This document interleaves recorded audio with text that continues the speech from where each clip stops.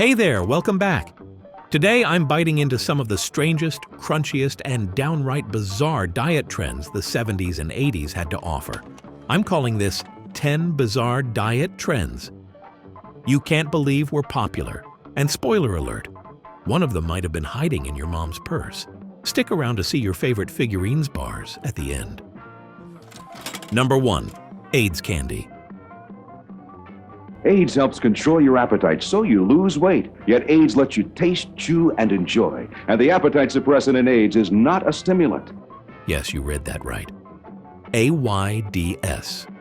These were chewy appetite suppressant candies that came in flavors like chocolate and butterscotch. Take one before meals and supposedly you wouldn't want seconds. They were huge. TV ads, magazine spreads, radio jingles. It all seemed like a dream diet. Candy that made you thin. What could go wrong? Well, everything. By the mid-80s, the AIDS crisis had become a national health emergency. The unfortunate name similarity caused sales to tank. The product eventually disappeared. But for a few strange years, AIDS ruled the snack drawer. Number 2. Crystal Light, early to mid-1980s. I believe in being the best I can be. I believe in counting every calorie. If you were counting calories in the 80s, Crystal Light was your new best friend. This powdered drink mix hit the scene with a mission: give America flavor without the guilt. It came in flavors like lemonade, raspberry ice, and tropical punch. And boy, did it sell. The commercials showed glamorous ladies in pastel workout gear, sipping it after tennis like it was the nectar of the gods. The trick? It had almost no calories. You just tore open a packet, dumped it into a pitcher of water, and voila, instant diet magic. It was like Kool-Aid for grown-ups who wore leg warmers and cared about water retention. In my house, we had a permanent pitcher of the stuff in the fridge, usually the pink one. And every time you opened the door, it gave off that artificial citrus blast that just smelled like 1985.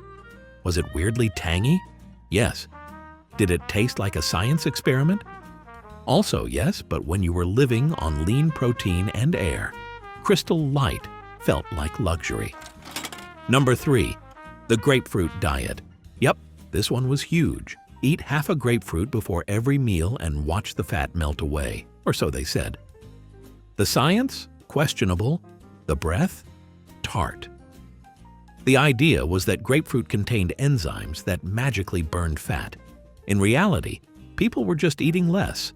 But for a while there, every kitchen had a bag of grapefruit and a salt shaker sitting out. Number 4. Sego and Metricol. Before we had protein shakes, we had diet soups in a can. Metricol and Sego were the big players. You didn't sip these with a smile. You chugged them like medicine. They came in flavors like chocolate, vanilla, and hope it's over soon. The cans looked like motor oil. The taste? Chalky, thick, and weirdly sweet. But people bought them by the case because they promised results. Slimming down with a straw was a thing. Number 5. Weight Watchers, 1970s to 80s. I'm watching my shape, I probably always will. But just because I'm dieting, must eating lose its thrill? Not on your life, Buster. 'Cause now there's Weight Watchers, bologna, and hot dogs. Now we can't talk about bizarre diet trends of the 70s and 80s without giving a nod to the queen of them all, Weight Watchers. Started in the 60s but truly booming in the 70s, Weight Watchers was part diet plan, part support group, part secret society. You'd gather in a church basement or rec center once a week, step on the scale in front of a stranger, and then sit down for a chat about cottage cheese, point systems, and emotional breakthroughs over sugar-free Jell-O. Back then, there were no apps, no barcode scanners, just pamphlets, food journals, and a little metal scale you used to weigh out 3 ounces of chicken like it was scientific gold. The menus were strict: boiled fish, vegetables with no butter, and legal desserts that somehow always involved gelatin. I remember my mom making some sort of tuna mousse thing, molded in a bundt pan. It jiggled. It was terrifying, but it was on plan. Still, people loved it. It wasn't just about losing weight. It was about not doing it alone. You showed up, clapped for the lady who lost 2 pounds, shared recipes made entirely out of air and ambition, and went home feeling like you could do it too. By the 80s, Weight Watchers was a full-blown empire. Frozen meals hit the shelves, cookbooks stacked up next to the crock pot, and the whole thing had a vibe somewhere between a wellness retreat and a PTA meeting. In polyester. Was it perfect? Number? Was it weird? Often. But for a generation of dieters, Weight Watchers wasn't just a trend. It was a way of life. And if you've ever measured fruit salad or celebrated a half-pound loss like it was the Super Bowl, you know what I mean. Take a quick second to tap that subscribe button. Trust me, your future self reminiscing in a velour tracksuit will thank you. It helps me keep digging up more gems from the groovy 70s, one bizarre trend at a time. Appreciate you. Number 6. Dexatrim Pills. No diet in the world will help you lose weight until you do one thing: control your appetite. I struggled to lose weight for a year. Then I took Dexatrim. Now the weight's gone and I'm the size I want to be. Diet pills had a moment, and Dexatrim was the leader of the pack. These little over-the-counter capsules promised to kill your appetite. What they actually did was make your heart feel like it was auditioning for a rock band. People took them before meals, hoping to curb cravings. And yes, it worked, because you were too jittery to hold a fork. They were eventually reformulated, but for a while there, a Dexatrim in your purse meant you were serious about summer. Number 7. The Scarsdale Diet. This one was intense.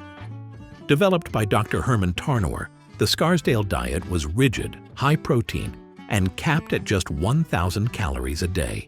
Meals were measured, and deviation was not allowed. The story got stranger when Tarnower was shot and killed by his mistress. Suddenly, the diet and its creator were tabloid sensations, but that didn't stop folks from following it.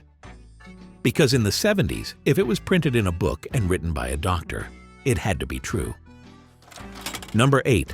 Slim Fast Prequels. It was fantastic. In 1 week, I lost 7 pounds. 7 pounds. Before Slim Fast became a grocery aisle staple, the 70s had a wave of powder-based meal replacements. They came in canisters with pastel-colored labels and names like Insta Slim and Shape Shake. The idea was the same: mix with milk or water, replace a meal, lose weight. The results? Debatable. The taste? Somewhere between vanilla ice cream and drywall. But they sold. Because what's easier than drinking dinner through a straw while watching The Love Boat? Number 9. The Atkins Diet, original version. This one started in the 70s, but really took off decades later. Dr. Robert Atkins told us to throw out the carbs and load up on meat, eggs, cheese, and more meat. Bread became the enemy. Pasta, forbidden. People were skeptical at first. Bacon for breakfast and lunch, but it worked for some. The pounds dropped off and cholesterol levels shot up.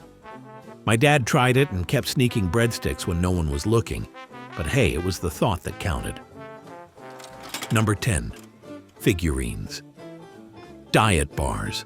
For every chocolate mousse you've missed, for every eclair you resist, new figurines are sweet revenge. Now figurines have a scrumptious new filling. Now let's talk about the crown jewel of 70s diet weirdness.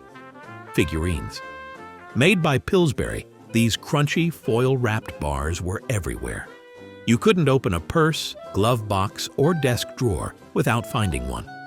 They launched in 1974 with 4 flavors: chocolate, chocolate caramel, vanilla, and raspberry. Each bar had 138 calories. 2 were supposed to be a whole meal. Sure, and water was dessert. But the magic? They were solid food. No more chalky shakes or mystery soups. These bars crunched. You could bite into them like a Snickers that went to diet school. And we loved them for it. They didn't taste amazing, let's be real, but they didn't taste like punishment either. You could eat them in your car, at your desk, even in front of the TV during Three's Company reruns. It felt sneaky, like having a candy bar with a built-in excuse. Over time, they expanded the flavor list: double chocolate, chocolate mint, and caramel nut. They even introduced yogurt-filled versions in the 1980s. strawberry, lemon, and honey. Yogurt, in a bar, on a shelf. Then came the upgrade, moister, creamier centers. They ran commercials talking about sweet revenge, because nothing says self-control like a bar pretending to be dessert. And in 1986, they released Figurine Hundreds, just 100 calories per bar. New flavors, same mission, guilt-free munching with maximum crunch. They added chocolate peanut butter and even s'mores. Eventually, they disappeared quietly in the early 90s. But for those of us who grew up crunching our way through a diet, they live on in our memory. Like a foil-wrapped time capsule. From cabbage soup to chocolate candy, the time's wild when it came to slimming down. And somehow, through all the madness, Figurines found their way into our hearts. Drop a comment if you remember the taste, or if your mom made you take one in your lunchbox.